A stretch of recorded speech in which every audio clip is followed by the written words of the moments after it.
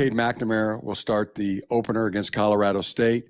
J.J. McCarthy will start the second ball game against Hawaii, and then after week 2, we'll make a decision going into week 3, starter backup.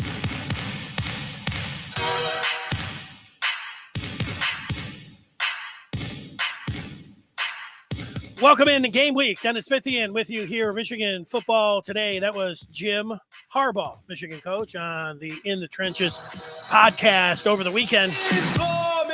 Woo! Yeah.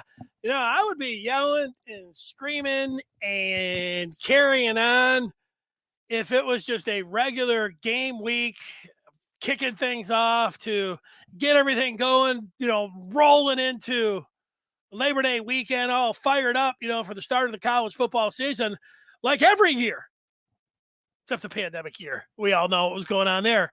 But over the weekend, Jim Harbaugh coming out and laying out his plan for the first 2 games for the quarterbacks was pretty exciting for me. It was one of these things where, if you've been listening to me or watching me all summer long, I was hoping that whatever the plan was that it was going to involve J.J. McCarthy getting some kind of real snaps, a real chance in the games. And this particular formula of starting McCarthy for game 1 achieves that. Now, people are all over the place when it comes down to what Harbaugh had to say. The Harbaugh plan for the first 2 games. It is juicy. It is interesting. It is intriguing. You could sit around throwing names after names. I've been looking, for the last 24 hours or so. Very smart by Harbaugh. Crazy by Harbaugh. Typical Harbaugh. A friend of mine, I saw him call it monumentally stupid plan by Harbaugh. This morning, another one of my friends, pure brilliance by Harbaugh to go along with this. So people are all over the place, and you usually do have to check the credentials to see who you're dealing with. Over the weekend, I put out, when I saw this, I sat back and thought, okay, what do I think of this? Well, I think it achieves what I was hoping that you were going to give. And it's tricky with J.J. McCarthy because he is a running quarterback, a freelance quarterback, and that's going to be difficult to judge in practice. When you're sitting there and you're not hitting the quarterback, and if you're running as a quarterback, they're not tackling you. And so how can you really go out there and make plays? I mean, that is, that was the question. And I recalled when former Michigan State quarterback Drew Stanton was with the Lions, I would go to practice and I would watch Drew Stanton throw the ball. Stafford was there. Stafford would be out there, and you see Stafford throw the ball in training camp and practice. You would be there, and you'd say, "Man, Stafford throws a really nice ball." You never said that about Drew Stanton in practice. You would watch him, and you'd say, "Why is that guy even on the team?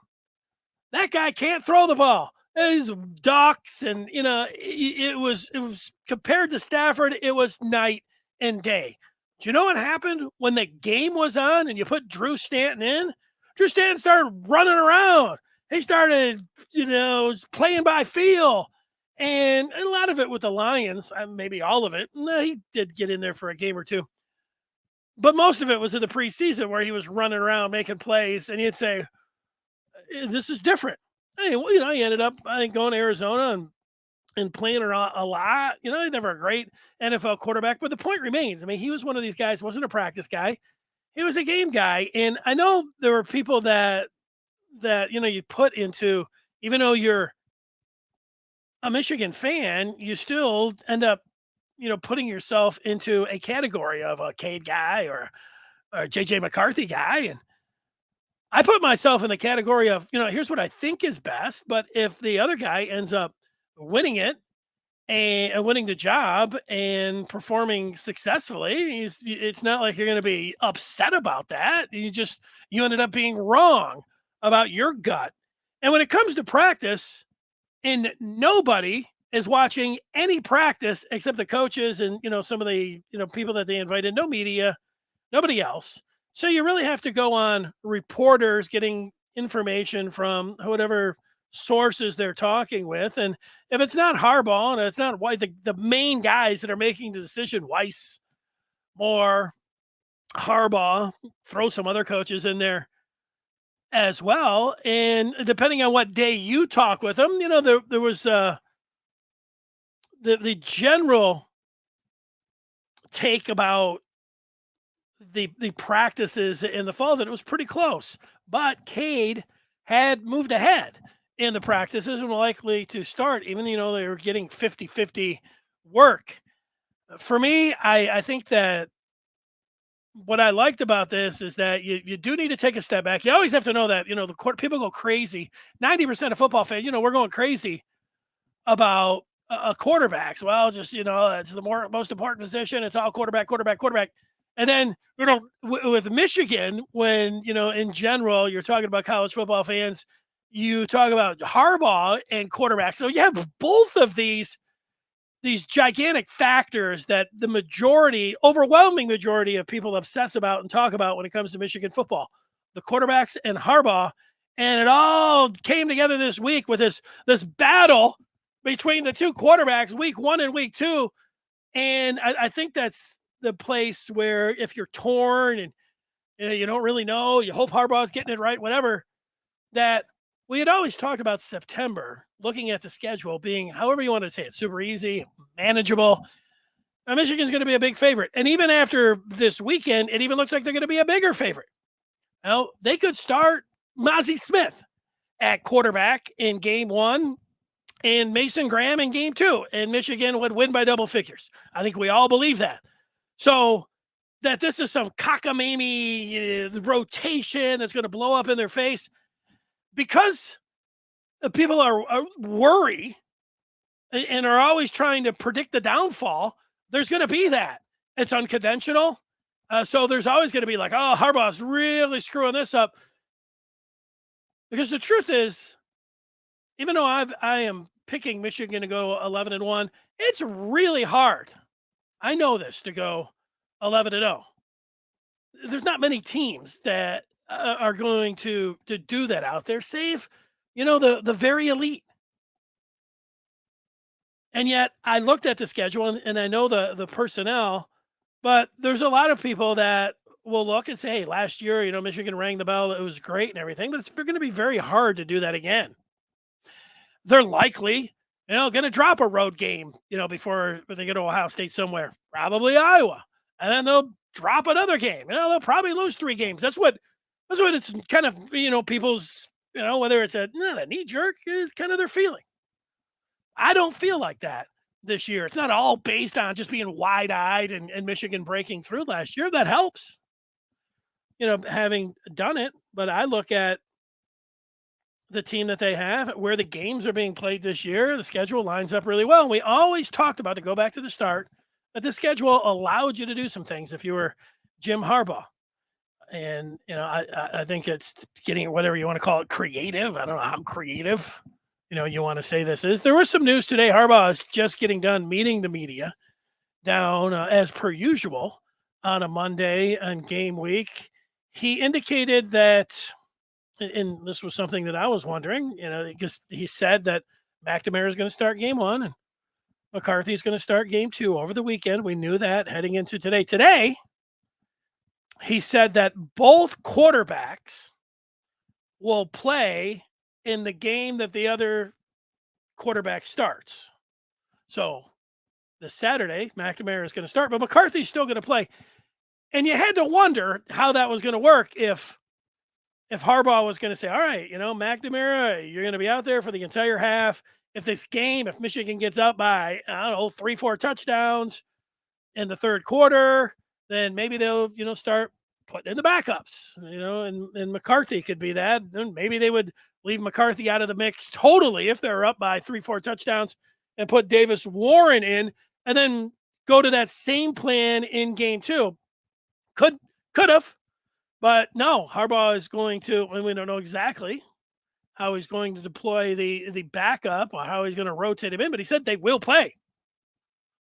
So even though you got the one guy started, how quickly he could go to the backup and put him in there provides another wrinkle, to this quarterback situation. So, he also indicated, I don't know if it was a question about how does McNamara feel about being demoted in game 2, but Harbaugh said he didn't look at it as a demotion, rather a promotion for JJ McCarthy. And I don't know, look, that's if there's only one guy and you were the starter and you're not anymore, you can call it a demotion.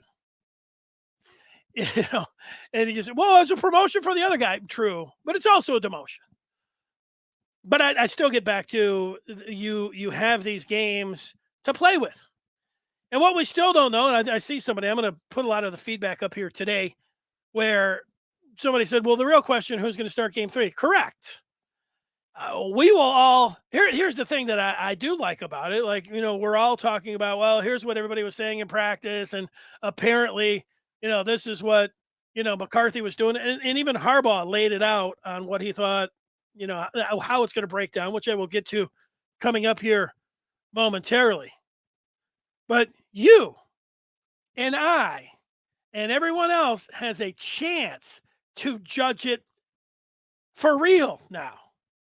And all of those practices, I know they're important. Film study and all those things, knowing the playbook, it's all very important. But when you put another team out there and they are allowed to hit your quarterback, that changes almost everything. When you put 110,000 plus in the stadium, that changes almost everything. When you put another team, 110,000, the cameras where I don't know how many are watching and listening at that point, millions, it changes almost everything. Try shooting a free throw out in your yard. You're making them all day. Get out there and tell somebody, you make 2 in a row, I'll give you $1,000. And then put 15,000 people around them. They're going to feel it. Completely different. So there's today as we get ready to go here on this Monday. Welcome in. You just think about the 2 QBs and all the different ways this could go, and you just sit back and you say, ooh, ah. I kind of feel like, when you're watching fireworks, you just sit back, all of it. Harbaugh says Cade McNamara is going to start Saturday. Next Saturday, it will be J.J. McCarthy making his first start for the Wolverines. Now, before I go to some of the feedback, I wanted to let you know that coming up, we'll be here all week long at 1 o'clock. Then we will be on after the game, Michigan and Colorado State. At 5 to 10 minutes, sometimes a little bit sooner, sometimes a little bit later. Depends. If I got all the videos and everything lined up after the game, we'll be on. Jim Scarcelli will join me, and we'll talk about everything that we saw in the opener. Coming up this Friday, for those of you that like looking at the odds, and those of you that like fantasy football and daily fantasy, and you like to pick against the spread, we'll be doing some of that, sharpening the edge. Brandon Justice and others will, I'll help out on Friday. We'll get that rolling at around 5 o'clock. So with that, I want to get to some of the things that Harbaugh indicated, but if I don't put any of the feedback up right now, I will not get to it because it is rolling in as we sit here. Scott wanting to know who's going to start the third game. Well, that's going to be answered here. I'll give you my prediction on that. Jared saying, so everyone knows, Harbaugh is 100% doing this to lessen the blow when he gives the job to McCarthy. Well, I got to tell you, Jared, there are a lot of people that believe exactly what you're saying. And they believe, as we went back and I talked about a little while ago, what the word was out of camp for the Maize and Blue Review. you've been following along. Josh Henschke, said, hey, Cade has moved ahead and, McCarthy's falling behind a little bit. So, but by all indications from Base and Blue Review is that Cade had played better in fall camp. But I just talked about, like, it was still pretty close and there were some reps. And it was always going, this battle that started back on August the 3rd was always going to go into fall camp and was always going to go into September when you have the kind of schedule that you have. Now, this part about lessening the blow, I still think, and look, we're all going to make our predictions. We're all going to say what we want to say. And that's, what you're saying, Jared, right here. And I understand where you're coming from. But I don't think myself, honestly, that it's 100% decided that JJ McCarthy is going to be the quarterback. Do I think that Harbaugh has an idea that, McCarthy might be better ultimately and he wants him to win the job? Or I don't even know if you're the head coach. I don't know if you can, of course, have those kind of feelings, but you have to push those kind of emotions, deal with them, and you have to do what's best for the team. I do think that if Cade McNamara comes out and plays a hell of a game on Saturday, and then McCarthy just plays a heck of a game the following Saturday, well, I think McNamara, we will all know that McNamara then should start game 3. And then if he doesn't, then I think this question about, well, Harbaugh was just doing this and he had his mind made up. I don't believe his mind is made up. I guess I'm repeating what I said, and I'm disagreeing with you a little bit. Although I have to admit, Jared, there's a lot of people that believe just like you do. That's what Adrian is saying. That's what Steven is saying. We've got somebody calling for an upset. I love it. Hopefully it does happen, Notre Dame beating Ohio State, even though that is, not the greatest thing for Michigan ultimately. I wouldn't mind seeing it. Alan Bowman, named starter for game 3. All right, it's getting a little silly here. A couple more, then we'll get to what Harbaugh had to say. Treppa says, Michigan just made the Hawaii game a must-watch. I wonder if secondary tickets for that game have gone up since the announcement. I would say, yeah. I would say they probably have, considering the it's going to be the first start ever at Michigan for JJ McCarthy. And, you're right. I think there will be more people, outside that aren't Michigan fans that maybe wouldn't tune in, and now will feel compelled to because they've got to watch this quarterback competition. So I think you're right about that. It's always weird when you say, wow, a lot more people are going to be watching Michigan. It's like, Michigan is going to be watching Michigan. Trevor, you're going to be watching Michigan anyways. You know what I mean? Ringo thinks it's a savvy Harbaugh move, trying to keep this quarterback issue from hanging over the season. Well, I don't know how savvy it is about trying to diffuse any, controversy or anything else. If Harbaugh said, he didn't say anything, and he just came out today and said, yeah, Cade McNamara is going to be our starter for game 1, but JJ's going to play. And then they would have had, a number of follow-ups. Like, is it going to be more like last year, or can you see it, his role expanding? And Harbaugh would say, yeah, we're going to see it's going to be situational, but probably, that we're going to see more of McCarthy. And I think that's what everybody believed. And, there's still a chance we might see a little bit of that if, after these 2 games, both of the quarterbacks play well, reasonably well. And then McNamara starts game 3, and then you still get McCarthy in there and he looks okay. And it could very well could be McNamara with an expanded role for McCarthy. That could be, odds-wise, the leader in the clubhouse. As you know, I predicted that by the Iowa game, game 5, that JJ McCarthy would start for Michigan, that he would play during the non-conference, that he would impress enough that he would move in to be quarterback 1 and he would do that against Iowa, and away we would go. But the part about diffusing anything, or let me say exactly again how you put it, it's savvy for keeping us hanging over the season. It's here. Now, if we say that Cade McNamara ends up winning this job, I think it's very likely that you do have an expanded role for J.J. McCarthy in the different games, and that you will see him a little bit more than you saw last year. Is that a 2-quarterback system? Because last year was about 90-10 split. And then this year, could it be like a 75-25 if Cade won it? Sure.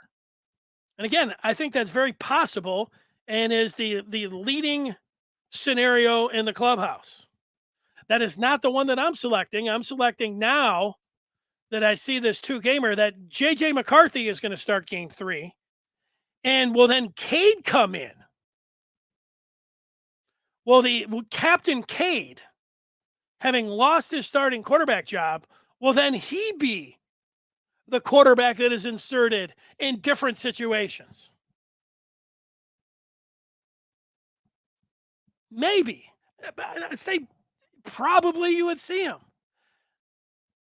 And this is the thing, like, I don't like quarterback rotation. Sprinkling a guy in like last year, it was a little bit dangerous. You understood it. I would like whoever Michigan's quarterback is going to be, for that quarterback to be under center against Iowa on October 1st, and that quarterback should remain the quarterback for the rest of the season unless he's injured or unless he really is underperforming. Well, then you pull him, hook him, and put the other guy in. I don't like this, except this September where they've got some games to play with. So that's where I think I'm different. I mean, everybody has an opinion. We've talked about how the scenarios can play out. And again, if I had to crystallize my opinion, I like that they're giving McCarthy an opportunity. And so this particular plan, the 1 game for Cade, 2nd game for McCarthy, I think it's fine. Do I think then that would I be fine with then, whoever plays well is the starter for game 3, but then they go back to the other guy for game? No. You want to play around with a little bit of a rotation in game 3 because you still think it's close. You better have the plan for the rest of the season should be in effect by game 3, certainly by game 4, and definitely by game 5. But the downside to this is that it does open yourself up for big-time criticism, even with your own fans. Because as we get back to where we were before, if Michigan loses a game this year, Jim Harbaugh is going to be blamed for all of these shenanigans, this is what people will call it, early in the season, for him screwing with the quarterbacks.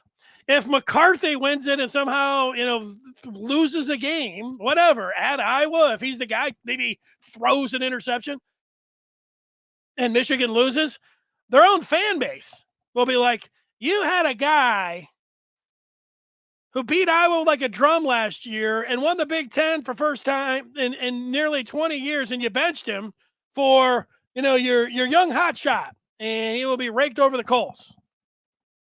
So you're setting yourself up for criticism for your own fan base, and media nationally will skewer you. You know this. Are you going to go into a season worried about, we're really going to get criticized for this?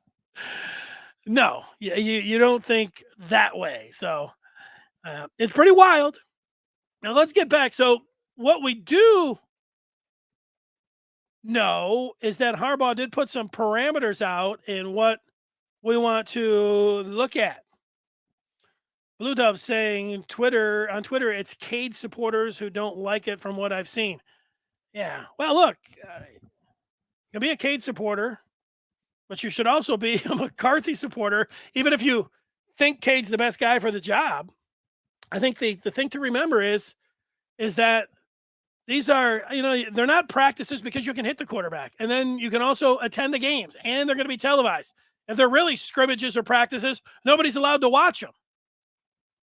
I think it's great because of that we get to see it play out.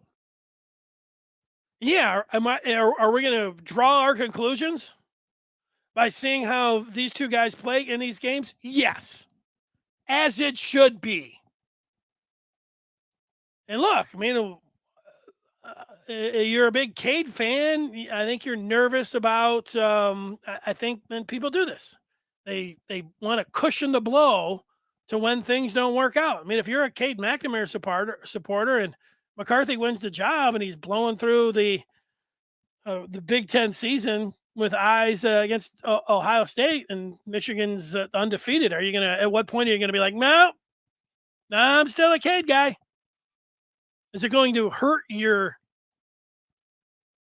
fandom if they play the other guy? I mean, look, who cares? Ultimately, who the quarterback is if he is winning. And if he is the best man for the job, I guess that's the part that gets subjective. I'll say what I said a few times this summer. Everything is going to be fine regardless of the quarterback that is selected to be the starter in game 3 and on, as long as Michigan wins. Everything is going to be fine. How can they have 3 starters at corner, 3 at defensive ends, and 3 at wide receiver? Yeah, I know. I mean, you can get hung up on some of that stuff, and I know that we have to have something to, because in the off season, especially if you're somebody that is getting news from the inside to dish out to hungry Michigan fans, you're saying, hey, this guy's made a move, this guy's made a move, and it's it's a way to hook as many people up as you can. I mean, you like to be called a starter. You like to say this guy's doing great. Well, apparently everybody's doing great. You listen to Harbaugh, almost across the board, everybody's doing great. And you try to get as many guys out there as a start as you can. You go back and look at some of the starting lineups over the years, and yeah, coaches, it's a great carrot, to use. Say, okay, we do have 12 guys here, but depending on what the personnel package is for the other team, you may say, well, we want to run our base defense here. Well, we may want to start in a nickel. And offensively, you could say, hey, we might want to start in 2 tight ends, whatever it is. And so, that's going to either get you the start or you could be left on the sideline because of that. Those are things that the coaches have to figure out, who should be rewarded the most. And I think you do that if you're a coach based on, who you feel deserves, that's the thing when it gets back to quarterback. Harbaugh said it a couple times. He likes both of them, but you can only play one at a time. Unless you're Josh Gaddis, where in 2019 he tried to play both Shea Patterson and Dylan McCarthy, McNamara, McCarthy, and then Dylan McCaffrey. Sorry, you get a couple mix in there and get some D's in there. Dylan McCarthy, Christian McCaffrey, Dylan McCaffrey. All right, I'm going to confuse myself. They were playing them both in the first quarter, and you knew that they had worked on, let's hand the ball off to each other. Let's get McCaffrey running down the field because he's, great in the open. And then here they are fumbling the ball, rusty. Look, it was whatever the opposite of a fine oiled machine was. And it really stayed with them for the rest of the year. So it blew up in their face even from game 1. Okay. We sat around all summer talking about things like that. So let's get to what Harbaugh had to say about his evaluation of the quarterbacks. He said that Cade McNamara, when it came down to passing the football in practice, that Cade's a little bit ahead. When it came down to playmaking ability in the fall, Harbaugh said, quote, I have JJ ahead in that category. when it came down to being the field general for the team, Harbaugh said they're both pretty even there in that category. Maybe Cade has the slight advantage.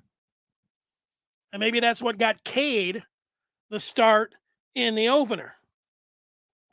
So these are the things that we have talked about. Hey, Cade's a better passer, runs the team better, but the playmaking ability, that wild card, that's JJ. And they're pretty close about how they run the team, and yet Cade with that slight advantage. So when you say we're going to have the eye test, you're just going to be sitting back, however you plan on watching this game, whether you're going to be there, you're going to be out tailgating, watching it at the golf course, whether you're going to be at home, whatever. These are the things that you're going to look for. Points per drive. Harbaugh loves points per drive. He mentioned it last year when talking about Cade McNamara. He said things like, I don't know exactly what it was, points per drive, but it was pretty good. So breaking down the quarterback and the drives that he had. Now, he could start mixing things up by, he puts McCarthy in there, and then it's McNamara, and then wait a second, who gets the credit if they end up, scoring? Who was the drive, and are you subtracting from the other guy? I guess we'll have to ask Harbaugh that. Red zone efficiency, very easy to track. 2-minute efficiency, very easy to track. Gets inside of 2 minutes. How do you move the ball? How do you do on third down? Third down efficiency and red zone efficiency is weird, because what if you're just handing the ball off down there? What if this is out? If I was at, and maybe, one of the reporters there asked, I would have said, hey, Jim, you had all these marks to look for, points per drive, red zone efficiency, and all that. What if Cade comes in, hands the ball off 8 times, you go right down the field, score a touchdown? What if McCarthy comes in, whips the ball all around the field, makes these great throws, gets the ball into the red zone, throws it down to the 1, and then you take 4 cracks there with your running back, and then they don't get in? Are you going to penalize McCarthy on a points per drive and the red zone and not coming up on the third down when you handed it off from the 1? I don't know if I would ask it exactly like that. I would have to boil that down a little bit, but what else? He'll say, we'll go with the eye test there, because under that scenario, I would give, McCarthy the advantage. See what I'm saying? All right. Let's see. Before we get to what's going on next, we'll get some more feedback in here. Steven, he's a pro Cade guy. He likes the format, but it'll be hard to go back to McNamara unless JJ has a really bad game. Yeah, well, I think you could be right about that. And we're really going to have to see how it plays out. Both of these games should be relatively easy, and both of these quarterbacks should be able to go out there and look good. So that's the thing. If McNamara goes out there and plays this game and looks good, and McNamara himself has mentioned twice after spring and then once here in the fall when he's talked, he said he's playing his best football. He has pointed out himself that he is pushing the ball down the field. If McNamara gets in there Saturday and you take out the runs and everything else, and he is firing the football down the field, air yards. That's one that I would put up here. What's going to be McNamara's air yards? If he's throwing the ball down the field and getting chunk plays, and, he doesn't turn it over, and then, Hawaii, McCarthy, if they both play well, I think I don't know about it being easy. I think he could stay. So I'm going to disagree with that one. So I had to talk it through a little bit.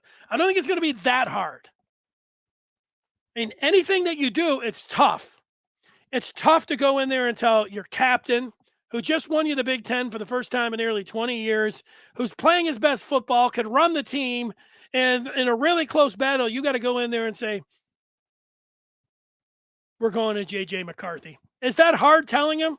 Well, that's why, you get paid, the whatever, Harbaugh's made at Michigan, $50 million. That's why you get $50 million. That's part of it. Not a very fun part, I would imagine, having to tell somebody like that that, they're not going to be the starter. It sucks for the quarterback. Maybe you try to lessen the blow and say, hey, we'll sprinkle you. I don't know how. You just got to do it. Montrell says Cade seems like a practice guy because his on-field performance was almost below average last year. Well, he didn't throw. The thing is that normally in the 21st century, the quarterback is the focal point of the offense, and that was one of the oddities about Michigan and their success last year. The quarterback was not the focal point of the team. It was the running game. It was Hassan Haskins. It was Blake Corum. It was the offensive line. McNamara didn't have to do a whole lot. So I know what you're saying, though, because you're a lot of times you're looking for the playmaking ability from the quarterback, and McNamara wasn't asked. Now, in some of the games, Michigan State, Nebraska in the second half, he did throw the ball around a little bit. But I think you understand. We understand the point there. Let's see, Antoine.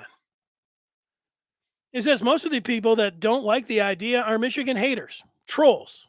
Some of these same people were calling to see JJ. Now all of a sudden they don't like it. Whoever wins the job, I'm supporting. Yeah, there's a little bit. Sure, Antoine. There's going to be a little bit of that. I made my Twitter post over the weekend when I saw the news and said whatever I said, something like, hey, it's this September schedule allows Michigan to be able to do this. It's a different game when you're not wearing an orange jersey in practice. So I like the idea. Well, the first two people, I went back and looked in a minute, the first two people that responded to me. The first one was, calling me names and telling me I'm a suck up to Harbaugh. And then the next guy was like, you're dumb or whatever else. And I'm like, okay, you get that. I didn't think everybody was just going to be, there were some people that were giving me the thumbs up and likes, but that's what in some ways Twitter's for. You're people that disagree with you are allowed to go in there and trash you. Well, after a little bit, the guy came back and, was going over the top on me. Well, of course, then I looked a little closer. I'm like, oh, he's got a black S. And then I'm like, I wonder if the other guy, and then I look at the other guy, he's like, Tuck's coming was in his, his profile. Yeah. Do I understand Michigan State fans, laughing or, hoping that this is chaos, hoping that it blows up in Michigan's face? Of course. And like I said, there's Michigan fans. Everybody's going to have their own opinion, but then there are Michigan fans that, you cushion the blow. You don't like controversy. Some people, for whatever it is, this one doesn't really follow. I don't know how many coaches have ever done this in the history of college football, come out to a returning starter and say that you're going to give the backup the start in game 2, and then we'll see. Maybe, Steve Spurrier, maybe the old ball coach did something like this. Who else? Who? What am I now? What's that from? Okay. Let's get some more feedback here. Who will get the garbage time? I'm just going to answer these all really quick. Scott, I think both Cade and JJ will play throughout the season. I hope not. Adrian's going to be happy with whoever it is. T.O. is a 22-year Michigan fan. I don't know if you're 22 years old or you've been watching Michigan for 22 years. He's got to say we have one of the softest fan bases ever. Let them compete. I don't care about the locker rooms and the team captain. Just win. Whoever does the best is the QB. Yeah, if we're going to compare the Michigan fan base to what the Ohio State fan base, to a Notre Dame fan base, to an Alabama fan base, and say that Michigan is, I think all of the fan bases are going to have their factions of folks who, going to believe in this guy and going to believe in that guy. I go back, T.O., to what was the championship game where Alabama beat Georgia. And at halftime, Nick Saban went to Tagovailoa. He benched Jalen Hurts. And Tagovailoa, because he needed more passing. And he thought Tua was the guy for that, and it worked. And Tua made this, miraculous throw at the end to win the national championship for the Tide. The next year, Jalen Hurts did not transfer. He stayed on the team to fight for the job, and he lost the job to Tua.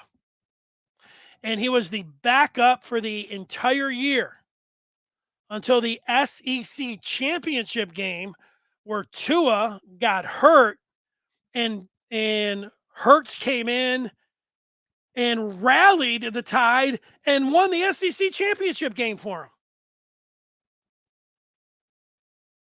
What do you think Tide fans were saying there? I like Hurts. I like Tua. I like, you like both. And that's the thing. Like, you don't know. You don't know how it's going to play out. They're like, well, this guy will try. I don't think that either of these guys are transferring during the season. Well, I don't know what good that does. You stay here, you compete. You never know what's going to happen. You're one snap away from being in there. And all kinds of different things can happen where you can get in there if you're not named the guy. Plus, you might be playing anyways, here or there. So I don't think Michigan, fan base. Michigan's got a lot. They've got a lot of fans. So you're going to get a lot of opinions. And sure, there's going to be a couple of people that are crying about it, T.O. I get that. Antoine says the funny thing is that people that don't like the idea never liked Jim to begin with, so you can't really take him serious. But that's it. I mean, the thing, I'll go with some of my old coworkers, at the ticket. Mike Valente would be one. People like, oh, what's Mike going to say? Well, the one thing that, Mike, he is going to be pretty honest about this. He wants it to fail. He wants it to blow up in Michigan fans' face, and, he wants everything for Michigan State. He approaches things that way. Then he says, I'll say all that, but then I'm going to be honest. Well, and then whatever his opinion about it is going to be is whatever, can shake people up the most to get them to pick up the phone and call. And that's going to be said, for a lot of people that are in the media. Oh, well, this person will play it right down the middle and give you an honest assessment. Oh, that's what you want. You just want somebody to try to be honest about it. But everybody's background. I haven't heard what Paul Feinbaum has to say, but do I think Paul Feinbaum is going to come out and say, Jim Harbaugh deserves the benefit of the doubt here? The guy played in the league as a quarterback, goes through his entire, resume, looks back to last year and say, I really like the idea. I don't think so. My guess is that he's going to say he doesn't like the idea, and this is going to drive a wedge between the team, and this thing's going to blow up in his face. That's what I would predict. But if I'm going to be really honest, I don't have a problem with criticizing Jim Harbaugh. If I don't like something that Harbaugh is doing, I'll say it. There's a lot of things that Harbaugh does that I don't like. But in this case, he's got the games to play with. I think that's what you really need to tell. You need to remind yourself. Michigan has the entirety of September to still evaluate these quarterbacks. And so what you really want, if you want the best player for the job, well, then you want to see J.J. McCarthy in a real game situation early in the game where he is given enough snaps or he's not coming in for one series or 3 plays.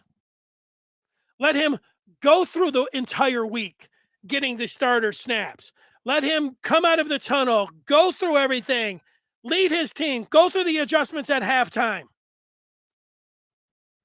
Have 50, 60 plays, whatever it's going to be against Hawaii. And I know, and you say, well, these teams suck. I know they do.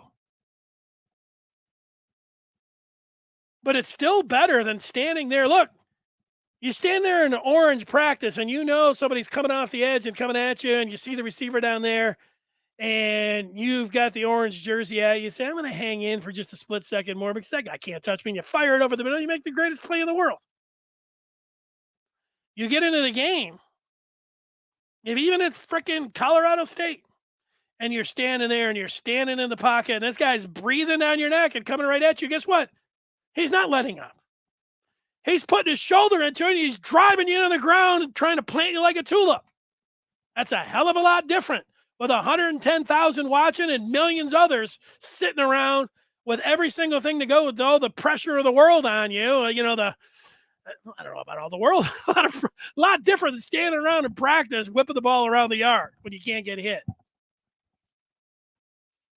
You're right, though.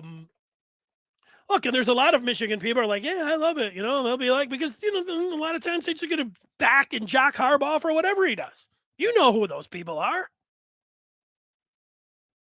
Just like on the other side, ones that are likely to be critical. Each and every move, I try to evaluate myself and say, well, is this a good move? What about this move? And then say it. Don't worry about. And I know some of these guys, they got to worry about, like, oh, if I really trash Harbaugh, he's going to, I don't know what they think. You always have to, well, who are you working for? What's going on? Do I think John Jansen's going to be on the radio saying, I think this thing just got, this is the ripe for disaster. This thing is going to blow up in Harbaugh's face. I would bet, I haven't heard John Jansen speak of this at all. I saw the questions, I heard the questions that he asked Jim Harbaugh. But he's on the radio. But I will bet $1 million that John Jansen likes the plan. John Jansen didn't say this is going to blow up in his face. This is a ridiculous approach. And yet, like I said before, people that I know, one that used to work with me in Ann Arbor came out and said he doesn't.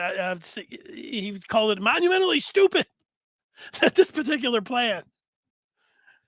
He works in Kansas City now. He doesn't care. And yet, I see others. Brilliant. Now, I don't know. I don't. Monumentally stupid if Michigan, which is, they're more than likely to lose a game than to go undefeated until Ohio State. It's going to be very easy to say, yeah, well, I told you it was really stupid. The brilliant part is that Michigan's got a pretty soft schedule, and if they get by Iowa, things look really good because I told you it was brilliant.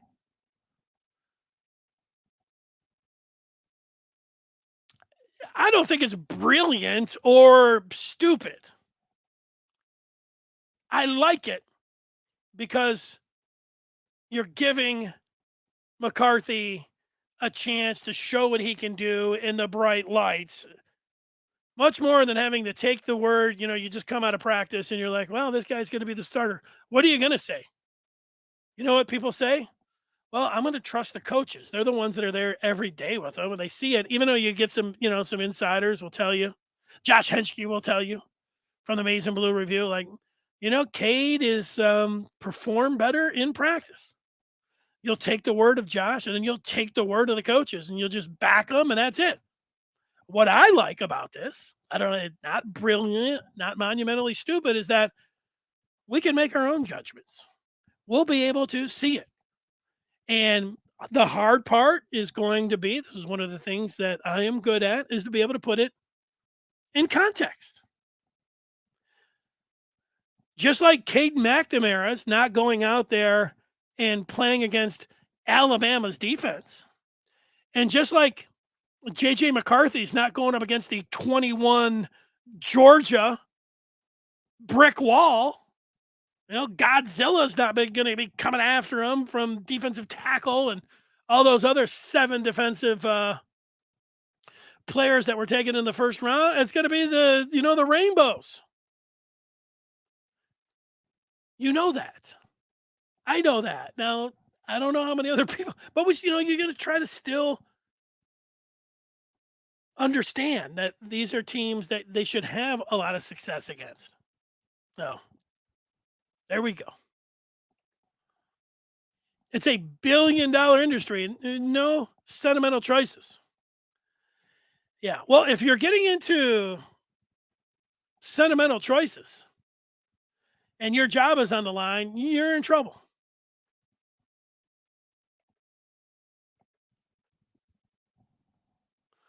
Let's get to some more feedback here. JJ is showing promise. He can throw better and he can run. Well, not according to Harbaugh. Harbaugh says that in practice that McNamara has been the better passer. Now, I agree that he's shown promise, but that's not what Harbaugh has said. The punter saying he hadn't heard about using the backup in the starters game. Yet Harbaugh just said that this afternoon or this morning, whenever he had his Monday press conference. That was news to me too, punters. Are we going to stop talking about this this week? No. We'll be talking about it all the way up to game time. TP saying the question about the mental adjustments to in-game action is mainly for McCarthy. He's the only one to have a limited sample size. I would agree with that. Adrian saying that the big house is going to be electric. Oh, yeah. The big house will be electric.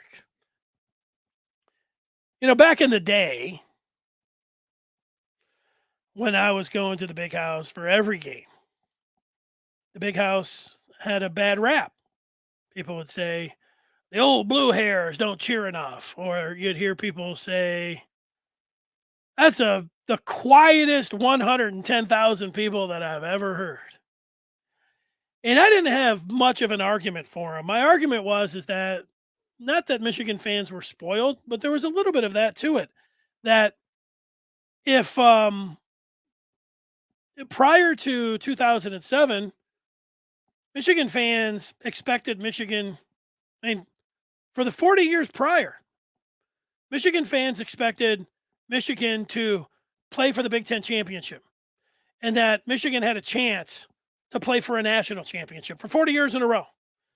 Now, what happened in 2007, they were expecting that too. So I'll say 2008. When Rich Rod came in, you knew that there was going to be an adjustment. But along with that, if you're Michigan and you expect to play for a Big Ten championship, and then you go out there and you bring no-name teams in, don't expect the fans to just be going, crazy for the team.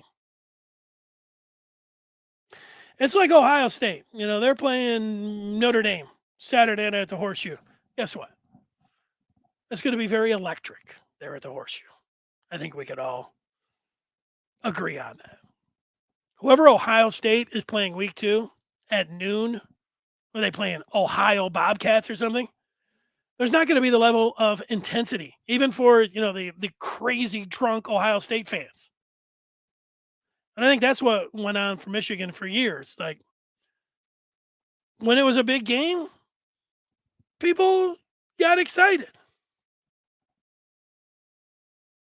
And I don't know about you, and I've only sat in the stands 3 times in the last, 30 years, so I'm not the best person to ask about this. But when I do sit in the stands, I don't like to sit there, and then if it's a big play or if it's a really exciting time, you got to get up and stand up. But do I want to stand up the whole time and scream and yell? Not the whole time. People can say, well, you're a bad fan. Fair. I think you could say that's fair.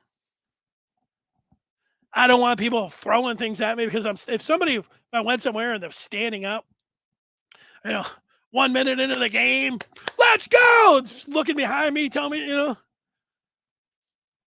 I'm not going to stand up there, but sometimes they force you. You do get forced into standing up and cheering a little bit more. So that's it. Ryan says Cade has not demonstrated the type of improvement that can take Michigan to the national title and win. Well, we don't know that for sure. look, they played that one game as a backup in 2020, came in against Rutgers, and he showed that he was a gamer. Then he got hurt. And then last year, like we have talked about, he wasn't the focal point of the offense. So we don't really know what kind of, you know, how many bullets he really has in that gun of his. That's what we're going to see.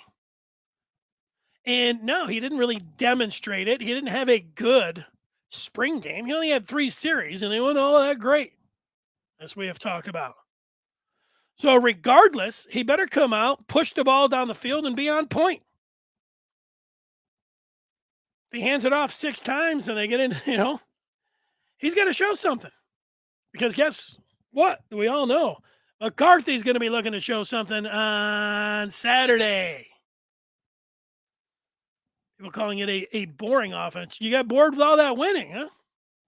Montrell? This is a legit competition. Big boy football, says the captain. I'll buy that. We got people just going back and forth on this. Let's get to a couple of the other ones. Scott, this is the best time of year. Agreed. Brano, it's a night game. Yeah, people are going to be jacked. I've tailgated and been to all the Michigan night games except last year while I was there at the golf course for the Washington game. I did not go into the stadium, but the tailgate was still pretty good. All those other ones, Notre Dame and the rainstorm, Minnesota. I'm complaining about the rain, but I sat in the press box for those. It looked pretty cold and rainy out there for the Minnesota game. And it definitely did. It stop raining for the Notre Dame game? It was raining pretty hard leading up to the game. OSJ. JJ has made up enough ground to force this situation. I think if he tears up the Hawaii job, the Hawaii game, it is his. I think that definitely can happen. Bro, OSU is obsessed with us this year. Well, yeah, that's what happens when you beat Ohio State. They do. They become obsessed. They're always obsessed, but when they lose, it's a reminder of just how much they hate Michigan. JJ has to be the season-long starter if you're trying to secure future 5-star players. Love what Harbaugh is doing, politely telling Cade that JJ's the starter. Yeah, I don't know. I don't think that is the motive. It's an interesting thing to show potential recruits that, hey, you're going to have a chance. Could you also reverse that and say, well, you're also showing potential recruits that if you come in here, you're going to get passed up? I don't know. Look, winning football games, that's what's going to sway recruits. Giving recruits an opportunity to play, all right. Winning, I think right now, winning, name, image, and likeness, and then, you start ticking off all the other things that could come in there.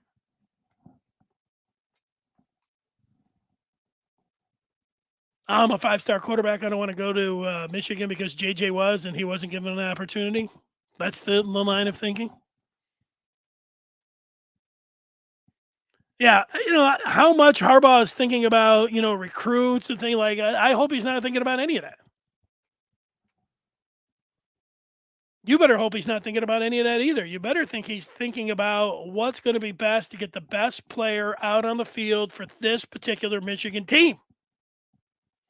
I do think because of the style that McCarthy plays, giving him the opportunity in live game action is going to be something that people are going to watch. And if McCarthy is up to the challenge and wows the crowd, I think it's, I think we're going to understand.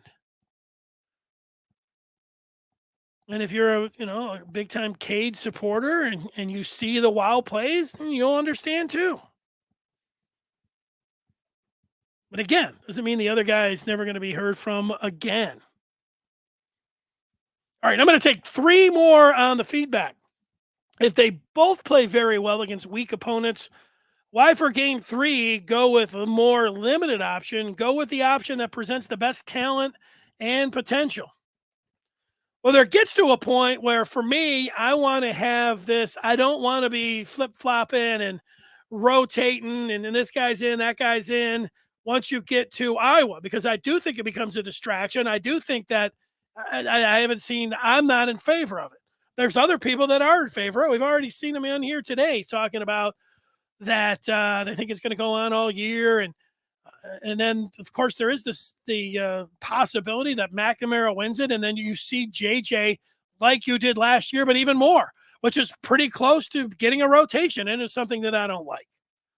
But since I say I don't like it, and if Harbaugh goes along with it, and Michigan's winning, I'm going to say, look, Harbaugh is doing something that really hasn't been done, and he's having success. The credit will then go to Jim Harbaugh.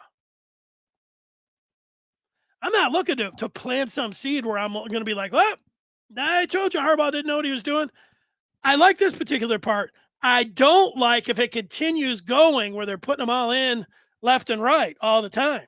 I am not going to like that.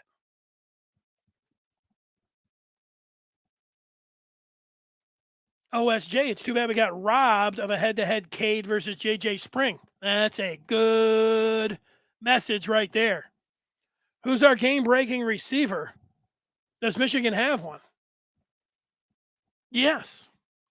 If I had to say who is the game-breaking receiver, I would say that Andrell Anthony would be the first one that fits that criteria. Andrell Anthony, who made the 93-yard catch and run at Michigan State last year. That was game-breaking. I would put Roman Wilson, who runs right with DJ Turner, and those guys were running, was it a sub? It definitely was a sub 4.4. I want to say a sub 4.3, but that sounds so ridiculous that Roman Wilson's running a sub 4.3. And did you see him, take the top off of defenses last year a few times? Yes. I would put him in the game-breaking category. Cornelius Johnson is their biggest target and might lead them in receptions. Ronnie Bell, I think, is their go-to guy when they have to have a catch. Let's say a 3rd and 7, who you're targeting. That doesn't mean he's the biggest game breaker. Most reliable. There's a lot of wideouts. That was an easy one. Yeah, I think you're agreeing with that, right? All right. Let's see. We got one more to go here. We got 100 to pick from, so I'll just pick one out here. What if Cade transferred to Iowa before week 5? Well, I don't know what Cade could transfer any time, but it's not like he can transfer to Iowa and then he could play for Iowa in week 5. He could transfer, but he's not immediately eligible during the season to play for the other team. It doesn't work like that. So that's not happening. He could transfer, but I don't see, because you can't play for another team, you can transfer anytime, you just can't play. Could I see him, transferring after the season? Yes, one of them. We've always thought that. But I don't know what good, unless you're just, you felt like you've been, done dirty. I don't know if that's the right way. It's just, you didn't get a fair shot. It wasn't a meritocracy. You really earned it when he was going with the other guy. But McNamara has been actually both of them have been consummate pros. I know they're in college, but consummate teammates. Everything, they have played this perfectly. And do I think that, even if he's upset, that McNamara is going to hightail it out of here this year during the season or week 3? No, I don't think that's happening. Are you reading what you're writing? Kate's not going anywhere. No, I don't know. I don't think that was directed at me. Okay, moving on up on the depth chart. I thought this was a little bit of a surprise, and we never had him on the hype train.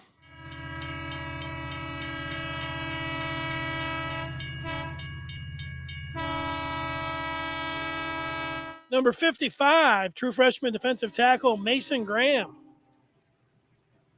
Little bit of a surprise to hear Harbaugh over the weekend say that, quote, in the base package, Mason Graham will come out of camp as the starter.